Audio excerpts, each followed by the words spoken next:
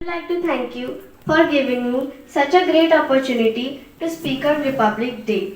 Today, we all have gathered here to celebrate the 73rd Republic Day of our nation. It is a great and auspicious occasion for all of us.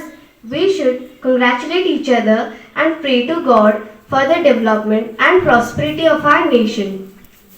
We celebrate Republic Day in India on 26th January every year because the Constitution of India came into force on 26th January 1950.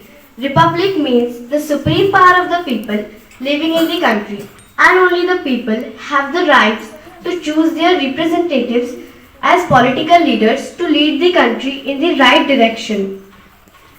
Therefore, India is a republic country where the people choose their leader to lead their country.